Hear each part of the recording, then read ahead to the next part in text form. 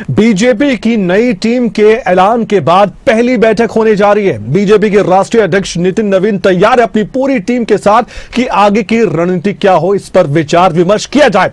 बड़ी खबर के साथ मैं आपको बता रहा हूं कि बीजेपी मुख्यालय में आज 3 बहुत अहम बैठकें हैं। संगठन और आगामी कार्यक्रमों को लेकर मंथन होगा। पहली बैठक की बात करें तो थोड़ी देर बाद शुरू हो जाएगी, दोपहर 12 बजे तक दूसरी बैठक भी शुरू होने की उम्मीद है। मोदी एट 25 कार्यक्रम को लेकर यह बैठक आयोजित की जाएगी। और तीसरी अहम बैठक की मैं बात करूं, शाम 6 बजे का समय है। तीसरी बैठक शाम को 6 बजे होगी और इन बैठकों में राष्ट्रीय पदाधिकारी और संगठन से जुड़े नेता शामिल होंगे। सभी नव नियुक्त राष्ट्रीय पदाधिकारी बैठक में शामिल होने जा रहे हैं। बीजेपी के प्रदेश अध्यक्ष और प्रदेश प्रभारी भी इस बैठक का हिस्सा रहेंगे। संगठनात्मक गतिविधियों और आगामी कार्यक्रमों की रणनीति बनेगी। नई टीम के साथ पार्टी की आगे की दिशा क्या हो, इस पर भी चर्चा की जाएगी। वसुंधरा राजे सिंधिया और राम माधव बनाए गए हैं राष्ट्रीय उपाध्यक्ष, आप जानते हैं। इसके अलावा स्मृति ईरानी को भी बड़ी जिम्मेदारी सौंपी गई थी। उनको राष्ट्रीय महामंत्री की बहुत महत्वपूर्ण जिम्मा सौंपा गया है। संगठन को मजबूत करने और जिम्मेदारियों पर मंथन होने जा रहा है।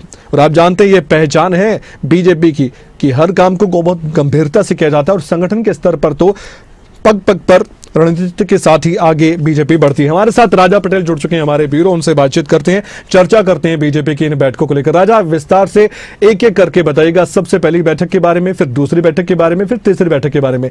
थोड़ी देर बाद पहली बैठक शुरू होगी, बताइए इस बैठक में क्या चर्चा है।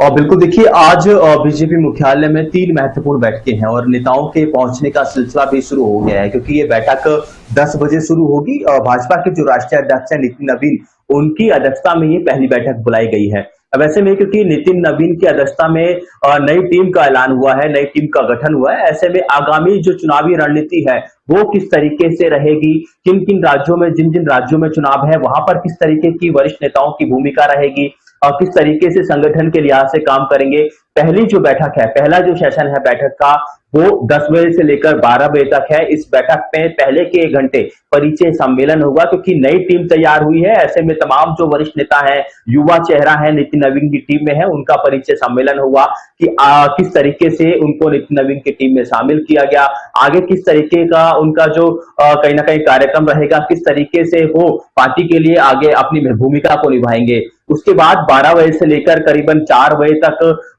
जिस तरीके से पीएम मोदी के कार्यकाल का 25 साल पूरे हो रहे हैं, यानी कि उनकी राजनीति के 25 साल पूरे हो रहे हैं, उसको लेकर कार्यक्रम यहाँ पर तय किए जाएंगे कि किन किन राज्यों में किस तरीके का भव्य कार्यक्रम होगा, किस तरीके की ये पूरी रूपरेखा रहेगी। तो एक महत्वपूर्ण जो बैठक है आज पूरे दिन बीजेपी मुख्यालय में देखने को मिलेगी। मैं आपको बता दूं कि इस बैठक में सभी जो नए पदाधिकारी हैं वो तो रहेंगे ही, साथ ही साथ प्रदेश अध्यक्ष और मुख्यमंत्री, सभी राज्यों के मुख्यमंत्री भी इस बैठक में शामिल होंगे। जो तीसरा सेशन है, तीसरा सेशन महत्वपूर्ण सेशन है संगठन के लिहाज से और चुनावी राज्यों के लिहाज से।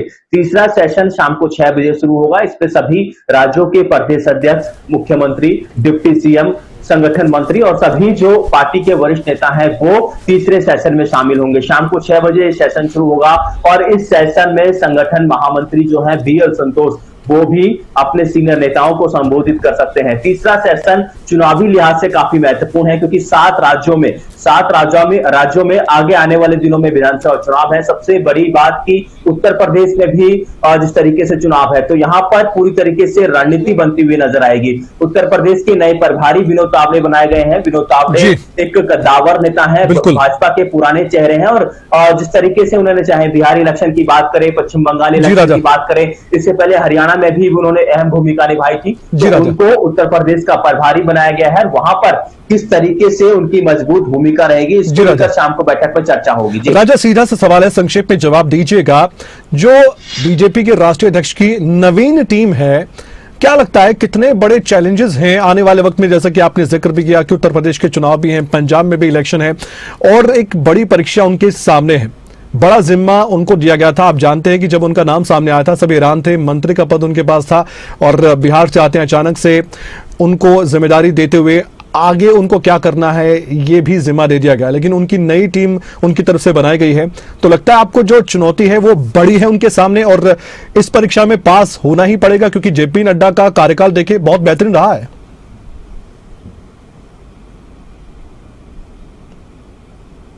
बिल्कुल, देखिए जाहिर तौर पर जिस तरीके से नितिन नवीन की हम बात करें, उनकी नई टीम अब पूरी तरीके से तैयार हो चुकी है। और जैसा कि आप भी कह रहे हैं कि एक बहुत बड़ी चुनौती, सबसे बड़ी चुनौती उत्तर प्रदेश, क्योंकि उत्तर प्रदेश में भाजपा की सरकार है और यहाँ पर मजबूती के साथ चुनाव लड़ना, ग्राउंड पर कार्यकर्ताओं को लोगों के साथ सीधा संवाद करना, एक ये महत्वपूर्ण जो जिम्मेदारी है वो नितिन नवीन के साथ साथ जो नई टीम तैयार की है उनके पास है। इसके साथ साथ पंजाब विधानसभा, पंजाब में आम आदमी पार्टी की सरकार है, बीजेपी पूरी कोशिश कर रही है कि वहां पर भी एक अच्छी परफॉर्मेंस बीजेपी करे। पश्चिम बंगाल का आपने और हमने चुनाव देखा कि किस तरीके से वहां पर बीजेपी एक बड़े मार्जिन से जीत कर आई और वहां पर बीजेपी की सरकार है। बिहार हमारे सामने है। अब ऐसे में नितिन नवीन के लिए चुनौती भी रहेगी कि किस तरीके से जो नई टीम है उनकी जिम्मेदारी लगाते हैं, किस तरीके से उनकी जो नई टीम है संगठन के लिहाज से चुनावी राज्यों में काम करती है। जी, 7 बड़ी परीक्षाएं हैं, जैसे उत्तर प्रदेश, पंजाब, उत्तराखंड, गोवा, मणिपुर, हिमाचल प्रदेश और गुजरात भी आने वाले वक्त में वहां भी एक बड़ा